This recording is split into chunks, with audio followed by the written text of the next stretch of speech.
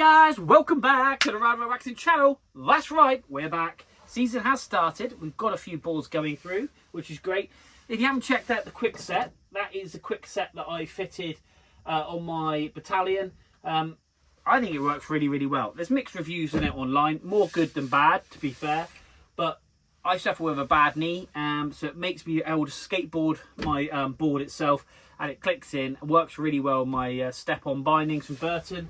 But yeah, really good system, really good setup. I might do another video because the camera stopped and I had to go back and record how the disc plate lined up. But it's not difficult to do, but it works really, really well. There's 3 parts to that video if you're interested. But anyway, more importantly, we have a Nitro 163. Check out this bad boy. This is a powder field special, this one. Beautiful board, lovely tail on that, absolutely stunning. Full camber board, just really, really lovely profile. But this board does have a core shot, and we're going to get that sorted out in this episode. So guys, if you do like, please like and share and subscribe. However, I'm going to explain to you how we do this. Core shots are basically when you get hit a rock, which you tend to do on powder boards because you're off piste, and that's where kind of all the rocks hide. And you get some marks and damage. Not the end of the world.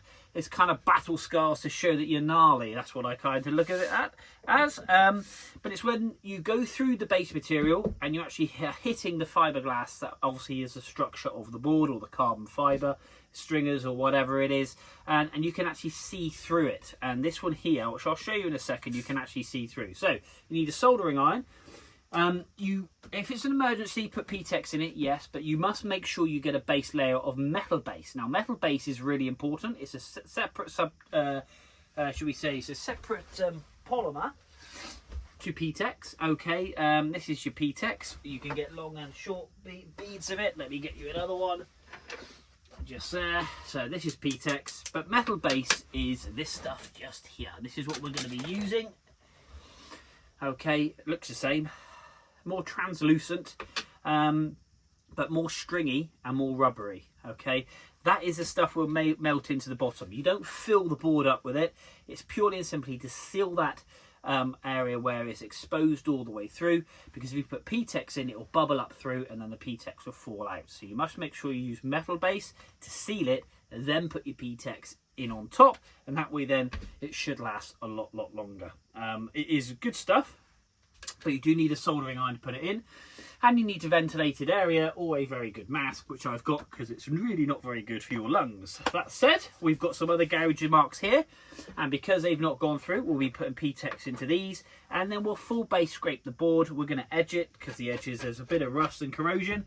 But as always, I'm going to quickly pop in my hand, we'll have a quick detailed look down through. I'll show you that core shot and we'll crack on.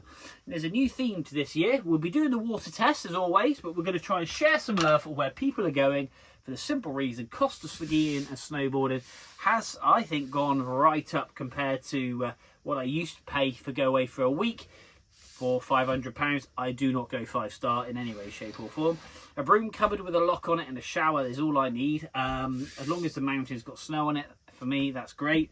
But even then, I should pay £400-500. The same holiday is now about £1,500. So we're going to share some love throughout this whole season and try and get you guys on cheaper holidays, cheaper packages and decent places to go. So I want you to share your comments in. Decent places to go, decent accommodation, websites that you use, to try and share the love, basically. So people could go on and go, actually, that sounds like a great idea. Go to a website and basically try and give you guys some cheaper times on the mountain, or maybe you get to go twice. You never know. So anyway, let's have a quick look at this core shot.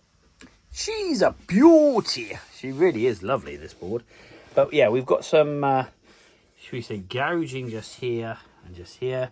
So we're going to get this filled up with P-Tex and make sure this is nice and flat. It's always hard with a shallow gouge to lay the P-Tex in, but it will make it smoother and softer. You won't lose it completely. But that said, we'll try and base scrape some of these marks out as well, flattening that off. But there's your core shot. You can just see it in my skanky fingers. You've got a hole just there, one there and one there. And that's where if you put the P-Tex in, the air just oxygenates and it comes and bubbles up through. So we're going to put some base material in there. You're always going to see the repair, but that said, it doesn't really matter. It's not going to affect the performance of the board, but what it will do is it will make the board last for longer. Now, because it's a powder board, we normally would sharpen the edges, which we're going to do, and the side rails, because there is some heavy bearing just here. You can see there's some heavy bearing, so we're going to clear all that off and make sure the edges are super sharp. But we're going to dull these in. Normally, you on a all mountain board, you dull them into here and here. Now, we'll keep this sharp all the way down to here because you want to turn in your back foot. Dulling this just in here, just up in the upstand, because you don't want this upstand to catch. However, we'll dull in roughly to about the R, I suppose, because you won't be really turning on this area and you do not want this catching. So we'll dull in a decent period just in here, because when we flip the board over, you can see your stance marks are offset. I think from here to here is quite a big area, but from here to here is not. So we'll be dulling it into about here. So basically your turning area is going to be sharp, and then obviously you'll be able to use the tail to kick it round if need be. That's what we're going to be doing. So make sure we get decent performance out of the board as well as. So anyway, well, Nitro, let's stick you in the stand. Let's crack on.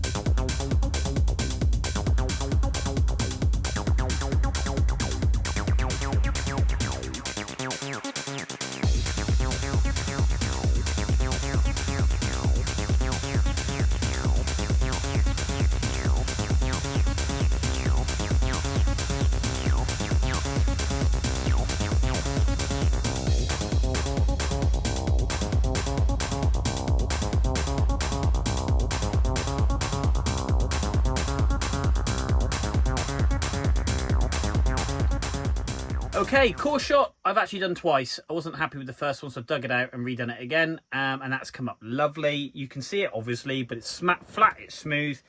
The rails are super sharp. First nice little nugget of the season. If you're gory, turn away. A bit late now. Just took the top of my knuckle off. That is how sharp those rails are. I'm base scraping the board, and as you go down, my hand slipped, went down the rail. Not far, but beauty, absolutely beauty. Hopefully that's the last one. I'm going to quickly grab a plaster, but we're going to deep clean this board and just finish base scraping the whole of it, clean it again, and then we're going to lay down some fresh wax, and this thing is ready to go. So a lot of love's gone into this one, a lot of hours actually. I just wanted to make sure it's perfect. The rails themselves are nicely dialed in. There is some material missing from where the rocks have scraped them. Can't replace that, but what I have done is I've tuned them, and as you can tell, obviously done a good job by sharpening them. So this will definitely hold an edge. Anyway, let's crack on. Let's get this thing waxed up and ready for a shred.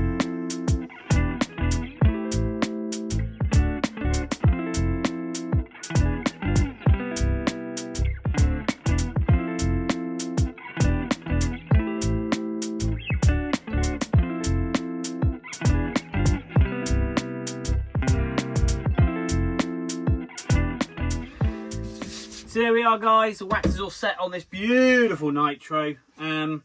Caused me my first damage of the season, but no, I don't care, because this thing is ready, man. It is super sharp, and oh, lovely. Like I say, that core shot I've done twice. Obviously, like I say, I've done it with clear, so you can see all the way through it, so it's very translucent, which I was really pleased with. The first time I did it, I didn't quite... This is where it's really important with that metal base, to make sure you cover all of it. The easy way to tell is when you then lay the PTEX down on top. If you get a crater, it means basically there's air coming from underneath, pushing the PTEX out, which is an air bubble, so you get like a crater with an indentation. No matter how much you fill it with PTEX, it will just get bigger and bigger and bigger, because it will burn through the metal base. So it's really important that you get the metal base in. The first time I did it was fine. I had a little tiny crater, So I scraped it through to have a look at it. I really wasn't happy with it, so I dug it all out and I did it again. And the reason for doing so is because I want it to last as long as possible. They're not infallible. It depends how well this board gets ridden. You've only got to catch a sharp rock with it, and it will unfortunately pull it out as much as it will gouge the board somewhere else if that was to be. That said, it's watertight, it's waterproof, yeah, it's ready. The edges are super sharp. I've dull and tipped these in quite far at the front, being a powder board, but very shallow at the rear. So we've got our contact points kind of like here, basically between the stance of your foot. And we've just cleaned up all the rust on the rails. Like I say, there is some metal bits that are missing on the rails, just purely because of rocks. I can't replace that, but I've taken that back as much as possible and took off all the bearing where it's pushed that metal out, creating almost a corniche over the side of the board. So that is super sharp, as I'm obviously evidence of it with my finger. But yeah, lovely, lovely board. Really beautiful board. Really like this one. Really like this one. So I'm going to get on now and get this wax taken off. Lots of plastic scrapers, lots of buffing. We'll be using a horsehair brush on this, as well as a nylon brush, and then we're filling off with a glazing pad as well, and making sure we get plenty of shine, but we'll seal those rails in and make it watertight before this thing hits the mountain, just in case any moisture were to sit on it. It hopefully then won't corrode, because at the end of the day they are exposed metal rails, and it is important to keep them dry. So another little top right waxing top tip. Try and keep a towel in the bottom of your board bag and make sure the board's really dry. And if you can, just loosen off those bindings. That makes a massive difference when they get boards with no bindings. It's a lot quicker. And the simple reason, it stops a pull through. This has no pull through where the board has been stored with no binding or bindings on, but in the wrong temperature conditions. So it's still lovely and flat. You get lots of boards with indentations where the screw holes pull that board through because you've put it somewhere the temperature ranges from very cold to very hot, and it just deforms the base of the board. So always loosen your screws off and keep a towel in your bag to make sure your board's dry when you pack it away. Other than that, let's crack on and let's get this thing shining.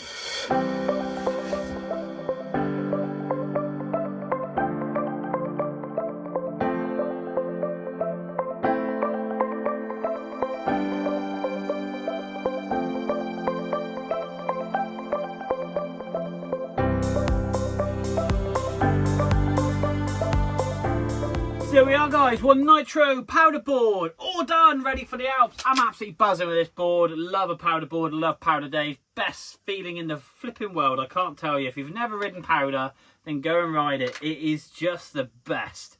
You feel like you're floating on a cloud, I must admit. That to me is hopefully what heaven is like. But there we go. Look at this.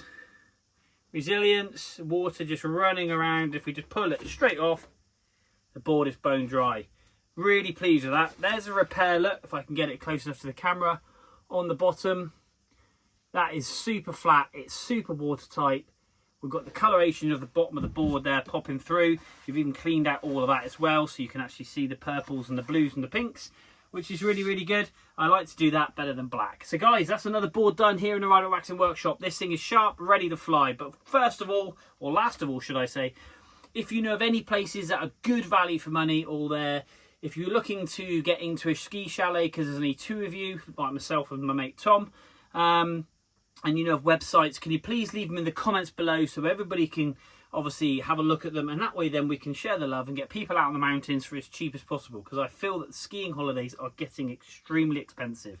And I'm constantly scrolling the internet, there's loads of companies popping up, but I just need to find accommodation where you can go somewhere, get in. Obviously if there's 10 or 12 people and you're just the additional 2, it doesn't matter. It's a bit of après, it's a bit of nice to meet people and to get to know them, and but more importantly, you can get out on the mountain for good value for money. So guys, there we go, another board done here at the Rider Waxing Workshop.